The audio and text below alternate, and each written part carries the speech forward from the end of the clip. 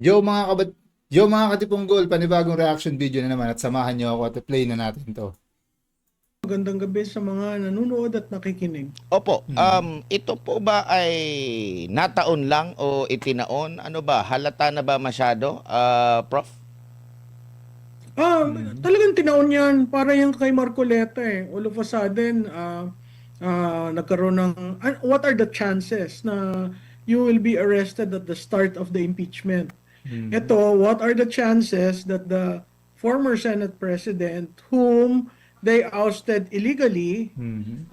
will now be the subject of a investigation that something happened 7 years ago. Mhm. So, makikita mo na talaga naghahanap kung ikaw ay kritiko ng administrasyon na meron kang bahid, yung bahid lang hindi pa dumi. Eh talagang pipilitin nila at pipilitin na magkaroon ng kwento at imbestigahan. Tsaka yung sinasabing bakit mo pa isa sa publiko ito? Una sa lahat, Mhm. inabsuelto na nila agad si Secretary Vince Dizon. Grabe So no. yung pagiging mabigat nito para banggitin talaga sa publiko na dapat imbestigahan, parang andun po ba or wala na kailangan talaga ibuyangyang doon at parang may involved kasi itong issue na ito Mhm. na naging issue na ito dati pa, no, at Hmm. nakaladkad yung pangalan ni Senador Alan Peter Cayetano. So kumbaga hindi Mhm. mo talaga maihihiwalay yung pangalan ni Senador Alan Peter Cayetano sa 2019 SEA Games. Ito po yung nangyari na sa kasagsagan ng impeachment trial at sa nakatakda niyang pagwi-witness at nung mapitik siya dahil doon sa parang bad taste yung pag-request niya na baka pwede akong unahin na maging witness, Prof. Aha. Tama yun, no? Ang dapat maintindihan ng public, kaya siya naging chair niya dahil DFA secretary siya. At ang treatment ng DFA noon, na ito'y isang international event na kailangan ng DFA ang maging nagli-lead ng effort. Ngayon, Mhm. yung ginagawa nila na i-release publicly, pwede ka naman mag-imbestiga na hindi mo sinasa publiko yung Tama. intent mo Mhm. na iimbestigahan.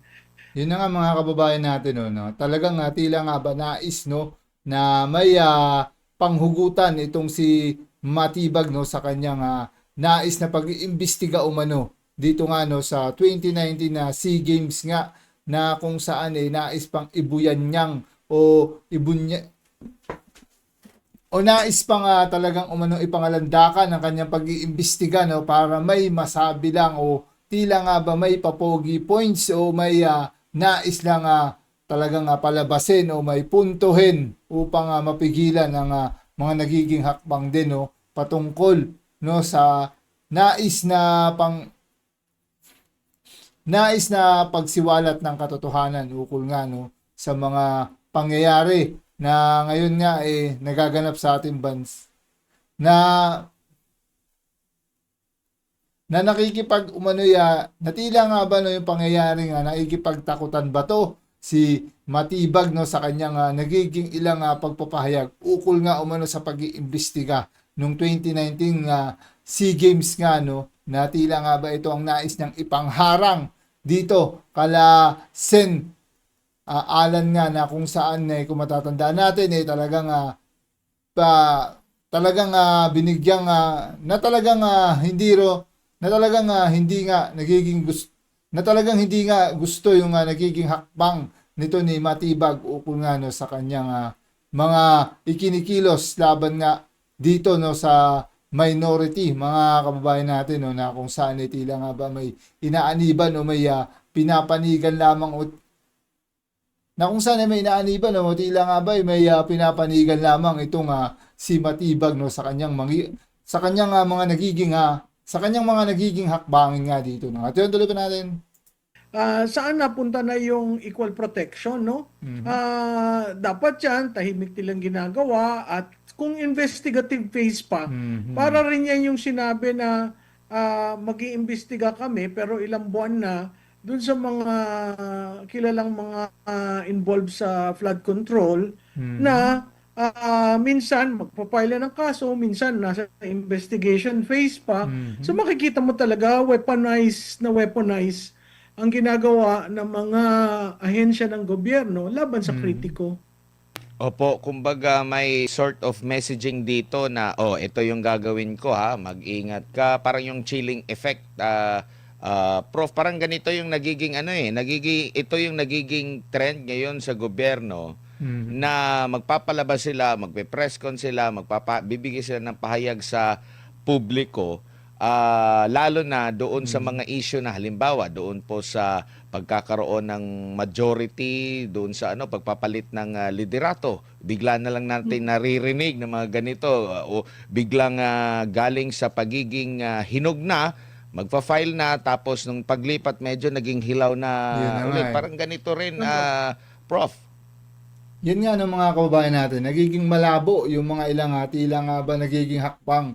Ukol nga sa mga umanaya kinakasuhan no, na kung saan umaatras o tila nga ba nag-iiba-iba na mga umanaya nagiging hakbang ukol nga no, sa dapat na direksyon nito umano nga pag-iimbestiga na kung saan may matibay na dahilan na o may matibay na umanong ebidensya nagiging iba na naman kapag kumakampi no sa umanoya kapag naaayon umano sa talagang nais no kapag umaayon umano sa tila nga ba paglilihis no sa katotohanan no sa issue nitong flood control na to no. At yun tuloy pa natin. Pero alam mo, yung dun sa lumipat, may sword of Damocles na nakahanga. Kasi nagsalita ngayon na hindi ibig sabihin na lumipat ka, wala na yung kaso mo. So kung hindi ka susunod, kung magiging independent-minded ka, wala. Talagang kikikilin at talagang ilalagay ka sa lugar. Makikita mo yun na decimate na yung yung opposition sa Senado and yet tama dun si Senator Pia Cayetano yung sinabi niyang I will stand for you, anyone who is Oh, tangina, sarap naman sa ears. Ang sarap naman sa ears ng normal attack.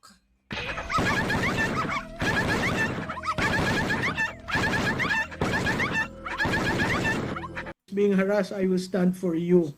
I was expecting a reaction but the majority was very quiet. So makikita mo yung impact ng pangingialam ng Malacanang sa Senado. Idadagdag ko rin, Admar, no? Makikita mo yung kumpas. Kunyari mag-a-announce yang si Matibag, makikita mo sasaluhin ng spokes. Tapos lalabas yung PR sa mainstream media. Tapos makikita mo malaki ang buzz dahil yung kanilang troll na either offensive or defensive talagang maglalabas at mag-share ng mga kwentong yan. So talagang may kumpas. At yung kumpas na yon talagang makikita mo kung hindi ka susunod, talagang iipiting ka. Opo, dito naman tayo sa impeachment po, no? Lumalabas po sa inyong survey, pati sa ibang survey, na natiling mataas ang presidente na ngayon ay nasa impeachment trial na humaharap sa akusasyon ng betrayal of public trust. Parang hindi tumutugma, Prof.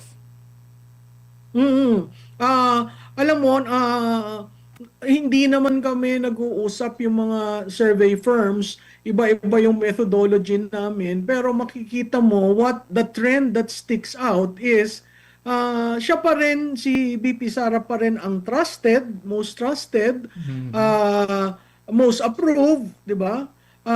Tapos yung presidente na kung saan siya ang kumukumpas ng lahat ng ganito, ay makita mo talagang dumadaos-os.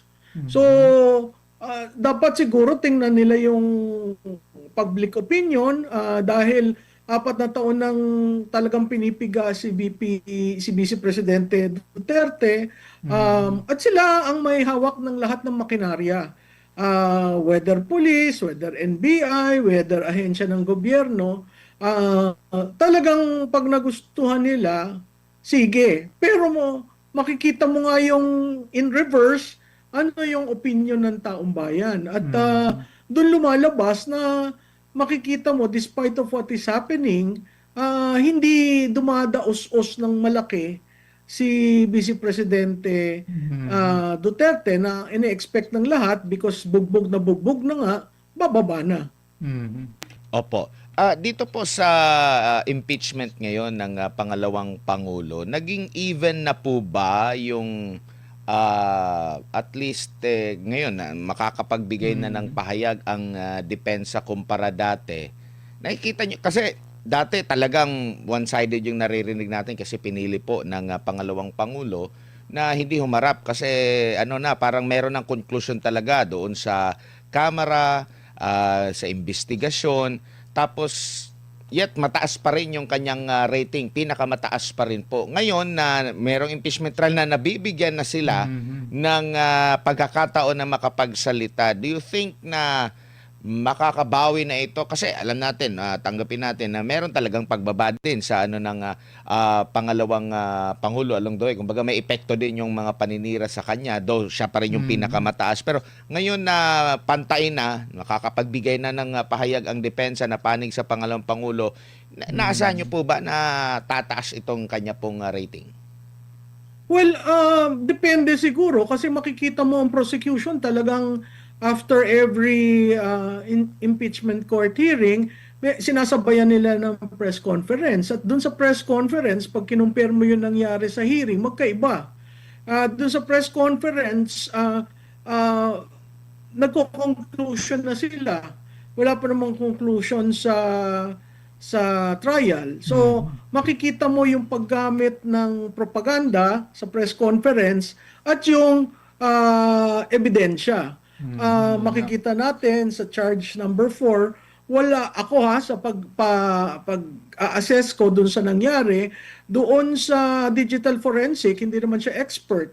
So makikita mo, mali nga yung sinabi niya na galing sa Meta yung video. Hindi naman tama yon. Ang video ay nangyari sa Zoom, no? Kaya nga. So anything na pag hinanap mo yung original, sa Zoom ka pumunta. Tama, Tama. sumo. Pangalawa, wala siyang personal knowledge dun sa nangyari.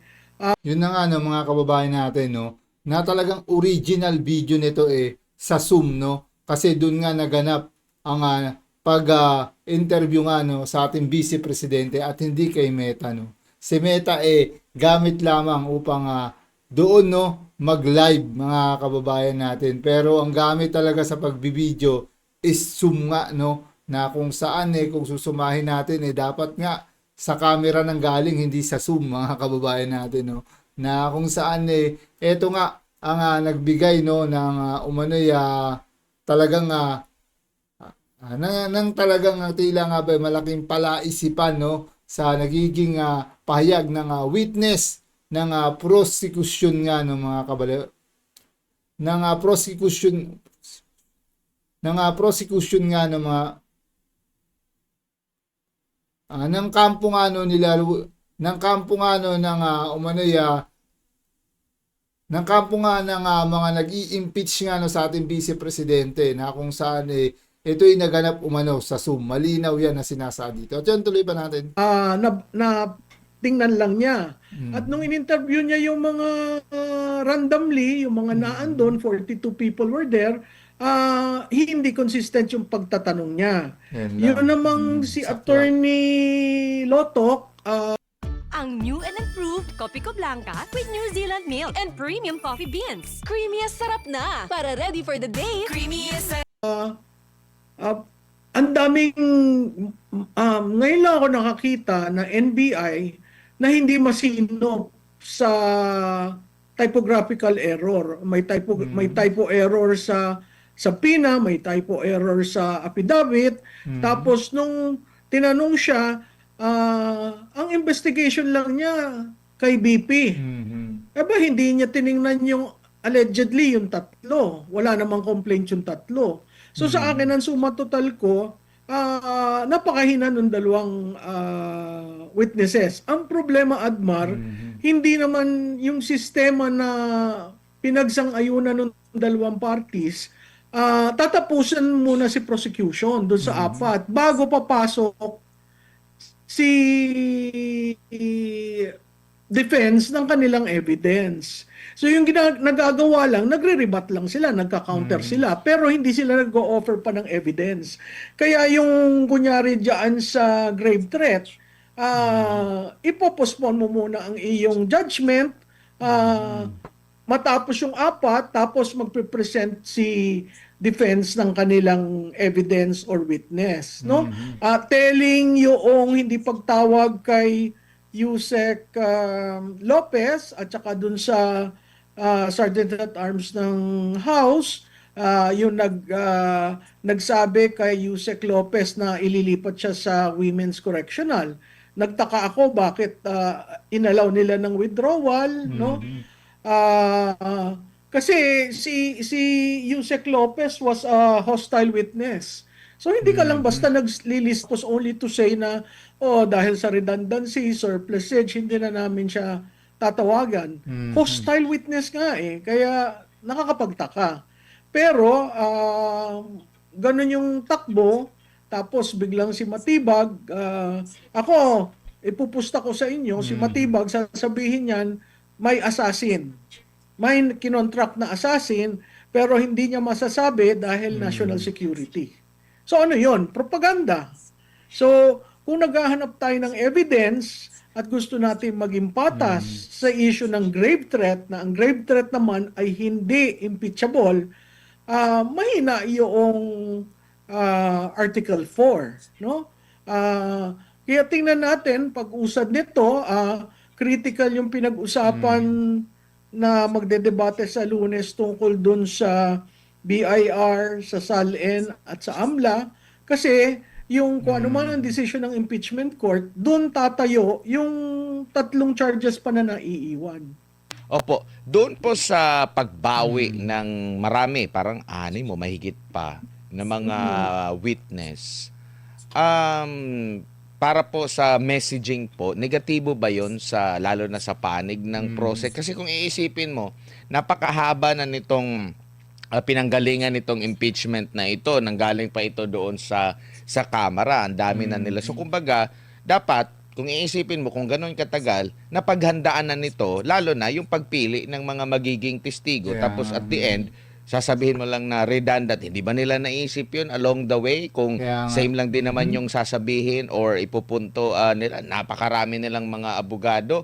O sadyang pang-bluff lang ito dahil para magmukha na, oy, napakaraming mga testigo laban sa pangalawang pangulo. Ako ang tawag ko doon, propaganda Biro mo mag-submit ka ng listahan, let's say ang total na listahan doon 20, tapos aalisin mo yung dalawa lang ang narinig. At doon sa dalawa, paikot-ikot, no? So, ako, talagang pinopaganda nila. Tama ka doon sa sinabi mo, ba't hindi pinaghandaan ng tama, considering second time na ito. Makikita rin natin dyan doon sa issue ng SALN, BIR at saka AMLA, ano ba talagang hinahanap nyo? Kasi tama rin naman ang defense nung sinabi na, oo, inallege nyo yan, pero wala naman kayo naka-attach na evidence. So, fishing expedition ba itong gagawin? Parang ganun rin yun dun sa dun sa Malupit charge talaga. ng grave threat. Linista, tapos, ay okay na yan, na-prove na. Wala namang na-prove kasi Kaya yung nga. dalawa, kung susumahin mo, walang personal knowledge So kung wala kang personal knowledge at ginawa mong witness, mahina yung charge na grave threat. Considering na ang sabi nila, yun ang pinakamatibay at doon maluluhod si Vice Presidente Duterte. Alam mo, nakakatawa doon sa, kaya nila inunayaan. Kasi gusto nilang i-establish yung karakter ni Vice Presidente. Ano yung karakter? That she is not fit to hold office. So sa simula pa lang, yun kaagad ang linagay nila kasi mapapahiya si Vice Presidente. Ibiro mo, ako hindi ako nag-agree na dapat ipalabas yung video. Kasi every time mong nakikita, nare-remind ang tao dun sa nangyari, pero dahil hindi pinakita hindi kinuha yung kanilang hostile witness, hindi alam ng tao. Ano ba nangyari? Ba't ba nagalit si Vice? Kasi kung nag-appear doon si Yusek Lopez, malalaman, kaya pala nagalit dahil doon. Kasi ngayon lahat na ang conclusion, ay may Romanov pala, ay may ganito. Hindi naman yun ang punot dulo. No, may tinatawag sa law yung res mensa na ibig sabihin yung intent. Na-establish ba ng prosecution yung intent ni BP doon sa grave threat?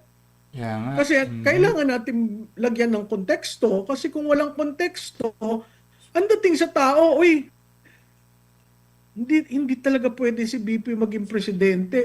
Hindi siya pwede talaga maging leader kasi tinan mo, Kaya mainitin nga. ang ulo. Yun kaagad eh. So it tries to shape the impeachment process with that character defining Kaya nga. moment. Na sa prosecution, she cannot be a leader. Pero mo that conclusion was even made in the Ginagawa nila. impeachment court.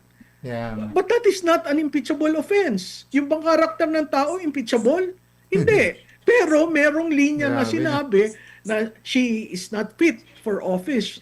Her character shows that yung anger, yung gigil na gigil, di ba? Yung mere utterances. Sabi ko, wow, mere utterances is impeachable? Pero kung linagyan mo ng kwento, ano ba yung konteksto?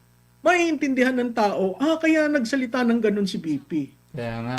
Opo. And doon din sa impeachment trial kamakailan ay nabulgar din yung pagiging selective po, no? Same na video, same na pahayag ng Pangulo, pero yung isang part lang yung kanilang pinaniwalaan na Yun, sinasabing, mahirap eh. bakit ka naniwala? Dahil doon sa pag-deliver. Pero same lang din naman yung klase ng pag-deliver niya nung nagkaroon siya ng aligasyon, lalo na sa issue ng corruption sa ilang mga opisyal ng gobyerno, pero hindi sila naniwala doon. Pwede ba yun, Prof?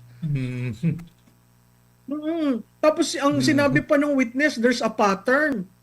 Yung pupugutin ng ulo, there's a pattern. Of what? Of grave threat? Pattern ng Diba? hula. Kaya sabi ko, masyadong propaganda ang ginawa. Patuloy na inuyurakan si Vice Presidente. Oo nga. At patuloy nilang linalagay siya sa sitwasyon na kung ang huhusga lang naman itong dalawang ito. Grabe talaga. You can say that the character of the Vice President is such, but coming from these two people, maling-mali yun. Kaya sabi ko, mali yun. parang hindi naman yata tama itong ginawa nitong dalawa. Kasi yung isa, walang personal knowledge. Yung isa, mali-mali. So hindi mo alam which is which. So ano yung evidence doon? Yung evidence is the mere utterances and the pattern of behavior. Hindi naman siya psychologist to say that. So again, it boils down to the imagery of the Vice President being questioned because of her utterances. And that is character defining. Opo. Di ba? Hindi naman impeachable yung character. Tsaka yung kaibahan ng babala at banta po, Prof, na Yeah, buksan na yeah. din doon. Sa tingin nyo po ba, babala lang ito or banta itong nabanggit ng pangalawang Pangulo? Aha. Kasi hindi nga, alam mo, nung inisplice nila at pinakita nila yung seven videos na lahat nagmumura. Diin na diin sa pagmumura. Splice kasi. Ano yon? Proof yon na Grabe, babala o ano yung isang sinabi mo? Banta. Banta. Wala Para-paraan. kang makita dun eh. Kasi yung Kaya banta, it's a threat, conditional. Oo. Yung babala is a warning. So ang tanong, Magkaiba. na-threaten ba yung tatlo? Nag-file ba yung tatlo ng kaso? Wala namang final na kaso. Wala nga. They nga. took it upon themselves, Oo. si NBI, to file the case. So, di ba ang tinanong doon, sino nag-order sa inyo? Aha. Kasi they took it upon themselves eh. And then yet, after what has been done, nakita mo nakapending sa DOJ. So Kaya I nga. think that case will be dependent on the acquittal. Once she is acquitted, that case will move. Hindi ko alam kung may time limit yung pagkakaso nila. Katulad Yan na rin nga, nung kay mahirap. Senator Cayetano, 7 years has lapsed.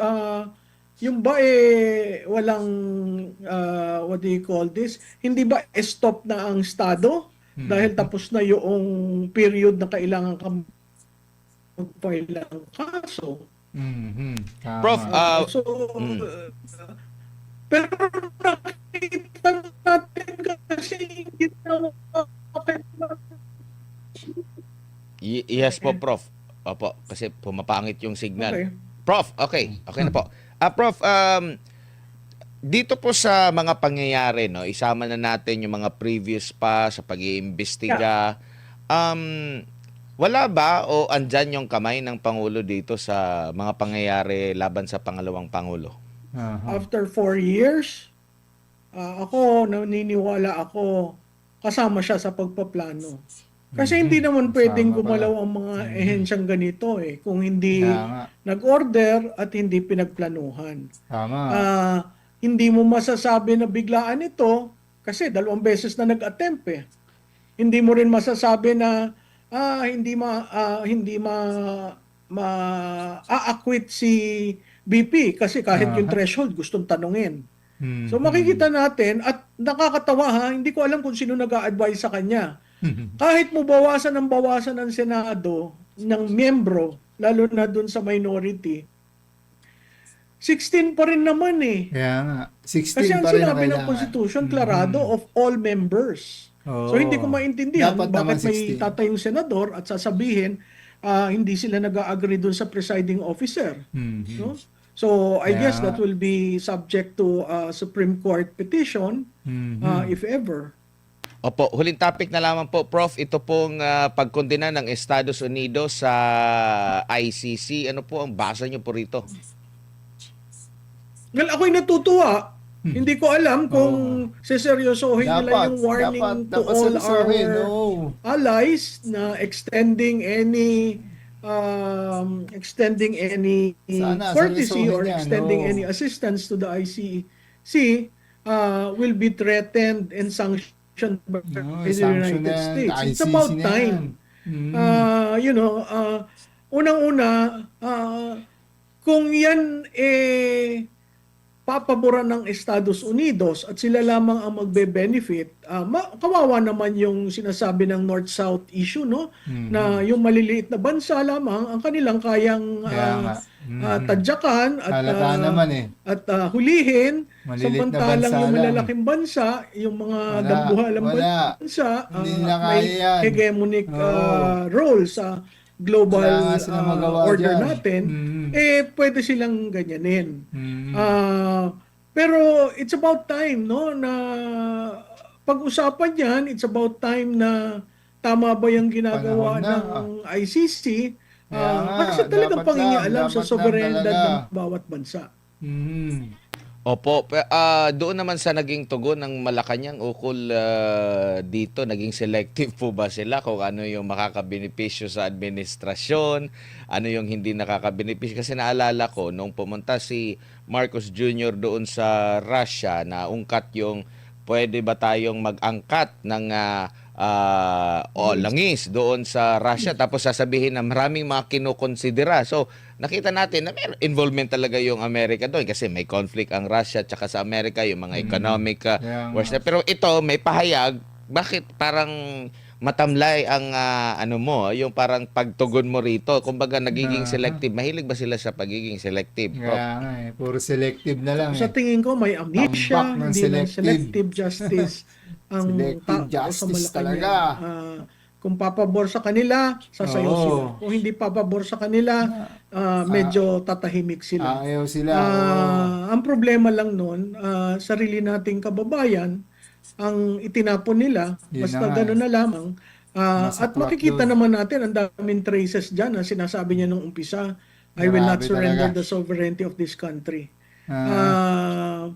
Maraming ironies itong administrasyon na ito. At yung ironies na yon ay usually patungkol sa papaboran ba sila. Kung hindi sila Puro papaboran, buktot. hindi na lang ako Buktot lahat. gagalaw. Oo.